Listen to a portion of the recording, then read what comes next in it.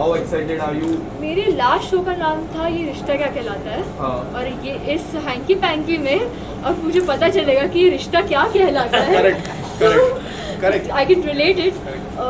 Firstly, thank you so much, sir, for believing in me and giving me this opportunity. I'm really excited. I'm really excited to go for that film. Heard a lot about you. नहीं same here यार, same here. And I hope it gives a good Yes, पूरी film Canada में shoot की जा रही है sir. एक बहुत अच्छा मैसेज के बारे में हम लोग कल डिस्कस कर ही रहे थे कि बहुत से लोगों को लगता है कि ये देश छोड़ के जो है विदेश चलते हैं, वहाँ पे जो है ग्रोथ ज़्यादा होगी, सपने सारे पूरे होंगे, लेकिन अक्सर ऐसा नहीं होता है। वहाँ जाकर चीज़ें ख़राब ही हो जाती हैं, रिश्ते टूट ही जाते हैं, चीज़ें सपने पूरे बिल्कुल भी नहीं होते आपके। तो ये भी जो है आप इस फिल्म के थ्रू बताना चाहते हैं, इसके बारे में कुछ बताएं। हर बंदा ना बाहर चला सोचता है NRI बन जाए, बाहर चले, वहाँ सब कुछ है, पैसा दौलत शोहरत है, और जब वहाँ जाते हैं तो वहाँ जाके पता लगता है कि हाँ वो सोने का पिंजरा है, सब कुछ मिल जाएगा, पर आपको मेहनत 10 गुना करनी पड़ेगी। खुशी नहीं है, बस सोने के पिंजरे में जैसे तो पंछी कैद होता है ना, वैसी लाइफ हो जाती है, सब कुछ मिलता है, गाड़ी बंगला, पर बस पुरानी किस्त खत्म हो ही नहीं, नकली खड़ी है, बस रोलिंग चलते जाओ, कमाते जाओ, रोबोट की तरह। Correct. Would you like to say something about your role?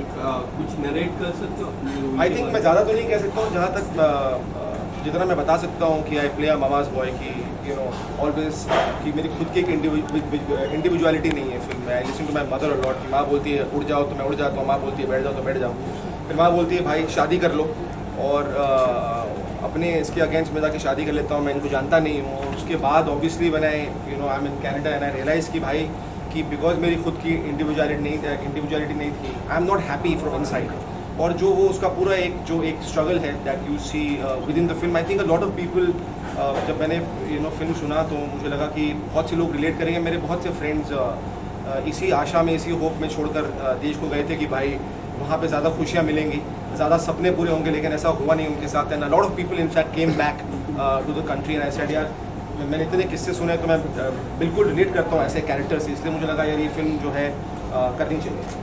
And Kanchi, what do you want to say about your role? And correct me if I am wrong. This is your first movie, I guess, after Ye Rishta Ka. No, actually, it's not my first film. It's my second film, and I'm very excited about it. मेरा character है वो एक लड़की है. She's very modern.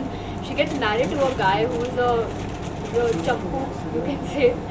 And कैसा उनका struggle रहता है, कैसे उनका रिलेशनशिप, दो ऑपोजिट लोग कैसे प्यार में पड़ते हैं, कैसे अपने रिश्ते ठीक करते हैं, क्या कोशिश करते हैं कि कैसे उनका रिश्ता ठीक हो, कैसे चलाए उसे, ये उसकी कहानी है। एंड काफ़ी इंटरेस्टिंग है because I can relate to the character, क्योंकि जैसे मैं रियल में हूँ वैसे ही मैं स्क्रीन में हूँ, so I can relate how much nicely. Thank you for calling me Champu. No, I am not you Champu, I am the character Champu. Yeah the character. कोशिश की थी कि मैं ठीक-ठाक लोग हूँ यार आज यहाँ पर प्रेस कॉन्फ्रेंस में। लेकिन आपने चाहूँगा कि कोई भी एक्टर हो या कोई भी आर्टिस्ट हो, सेंस ऑफ ह्यूमर होना बहुत इंपॉर्टेंट फैक्टर है। बिल्कुल। और आपके फादर इसमें काफ़ी एक्सपर्ट है, तो आपने क्या इंस्पिरेशन लिया है अपने फादर से an actor, sense of humour related? I think just be your self, और आई थिंक सिंसियरिटी बहुत ज़रूरी है। आप कुछ भी करें अपने लाइफ में, चाहे वो एक्टर हो, स्पोर्ट्समैन हो, राइटर हो, डायरेक्टर हो, अपने दिल से जो है उस चीज़ को निभाना बहुत ज़रूरी है। That's something that I have learn.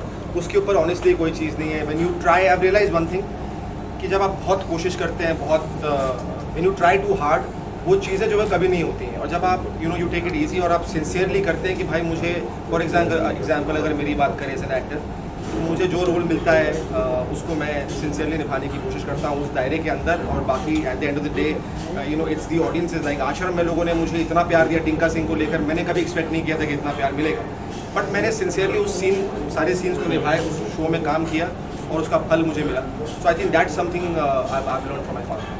Do you believe now the things are getting good for you? आश्रम भी आ गई, now new project आ रहा है आपका। आश्रम में हमने आपका देखा काफी अच्छा किरदार आपने निभाया था as a band Rockstar. yes, role was very good. अब आने वाले समय में किस तरह से देखते हो, is it the new version for yourself?